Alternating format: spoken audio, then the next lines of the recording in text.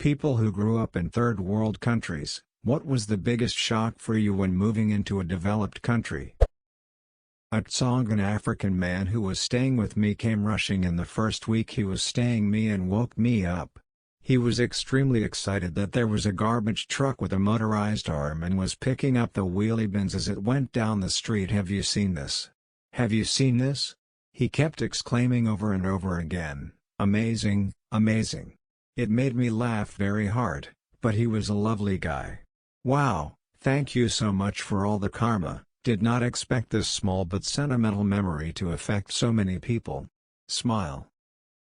South African here.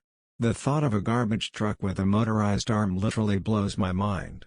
There's absolutely no rules here that state where bins should be placed, which I imagine is the foundation you need before you can have a truck pick them up by itself. We put our trash can bins out at the end of our driveways, next to the curb, so the garbage truck can just drive along the curb and get all of the trash cans easily. We live at the end of a weird cul-de-sac and the truck can't position itself right for us or our neighbors on either side, so all three houses leave our bins at the next neighbor's house in a neat row. We always all take them back in the same day so as not to be a hassle for the neighbor. As a former garbage man who operated these trucks, thanks. When you're picking up 1,000 plus cans a day, it really helps that you do that. #X200B, edit. Certainly did not expect all the upvotes and the awards for my comment, but thank you. Also, thank you for all the kind comments and show of appreciation for the folks that do the dirty work. This is why I love Reddit. Within 4 answers you get 4 impressions and experiences from different people from different professions, countries and cultures. It just helps to understand things and situations. Edit. Thank you for the silver Reddit and thank you for confirming my perception. That things would get fixed. I had a vending machine in my dorm building, it broke down and said well shit guess no more vending machine. Absolutely flabbergasted when I saw the machine repaired and working at it, changed dorm room to dorm building. In my school, we have vending machines in the cafeteria. My money got stuck inside and I was told I could call Coca-Cola for a refund. They asked me some questions, and they sent a person to fix it and they're mailing me 2 coupons for free drinks. That's pretty neat. And makes sense from a business standpoint as well to have technicians or contractors to fix those ASAP so they can continue getting money, fairly, into their vending machines. And the coupons leave a positive impression on the disgruntled customer, so positive in fact that this customer went so far as to share their story with other people. I'd like a Coke. Damn it, Coca-Cola Company, you got me again. You clever bastards. Drinking water directly from water taps. How things actually work. You can rely on your electricity not going out at least twice a day. If you buy something and it breaks, there's warranty with little to no hassle. Internet actually works more than it doesn't. Public transportation actually arrives and shockingly, it does on time. If you hire a service, it'll actually be done and with an expectation of quality. The list goes on. Of course it's not perfect and there's shitty people everywhere, but that's the exception, not the rule. And it's a massive difference. If you hire a service, it'll actually be done with an expectation of quality. My time in Japan has ruined this for me anywhere else. Their services, from construction to fast food, are above and beyond anything I've experienced anywhere I've traveled. That's not to diminish services elsewhere. People who are disciplined and care about what they do are also very good at it, but in Japan even a part-time worker balancing high school and McDonald's conducts themselves like a host at a high-end restaurant.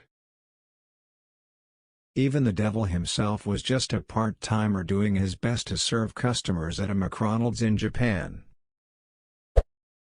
I visited Germany once with my family. We were about to cross the road when a Porsche came racing through. Living in India, we experience daily traffic mishaps and there is negligible concern regarding pedestrian safety and courtesy. So we were actually shocked when the driver literally halted to a stop and insisted on us crossing the road. There was no traffic light, no zebra crossings, nothing, and we actually were used to letting cars pass by before walking, so this was the biggest shock to us.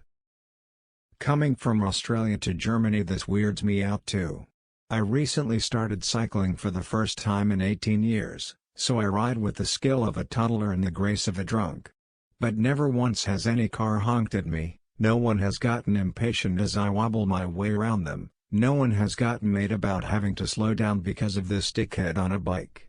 Back home I would have been mangled by now, but in Germany people are generally very accommodating. Although I think it helps that I'm in a small city, no one's in that much of a hurry here. It's illegal to honk in Germany unless it's for an emergency. Obviously you're never gonna get in trouble for honking, but it's still shaped our culture.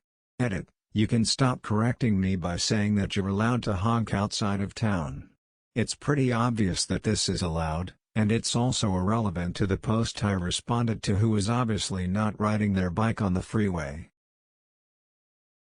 Peace and quiet seems to be taken very seriously in Germany, and I love it. The lights. So many lights, from street lamps, traffic lights, huge buildings lit up all night. Oh, and the highways blew my mind. They were so wide and full of so many cars.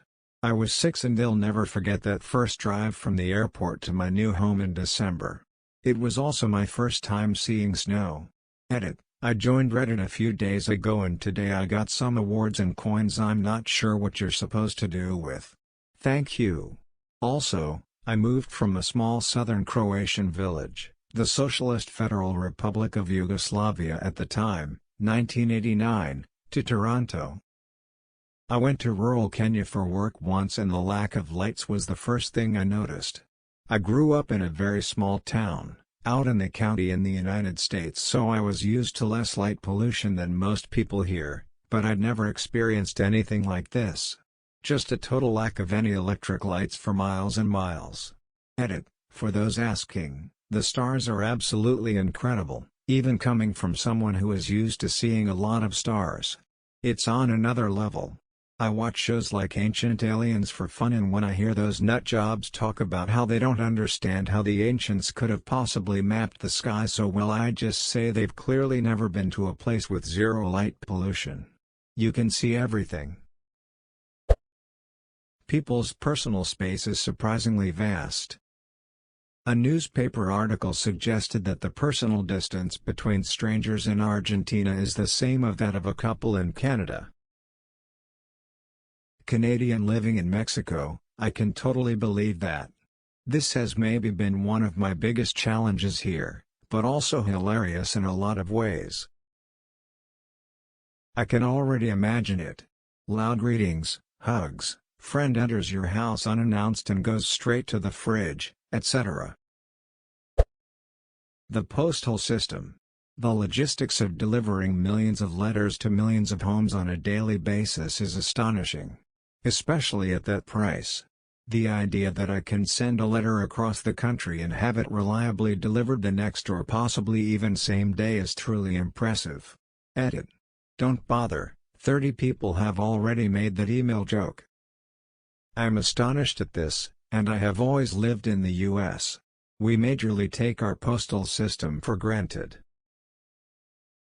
We majorly take our postal system for granted. I think many people do. It's so mundane. But when you really sit there and give it thought, it's an incredibly efficient and well-oiled machine that accomplishes feats on a daily basis. You've got so much fresh water, you shit in it. Water? You mean like from the toilet? Yeah.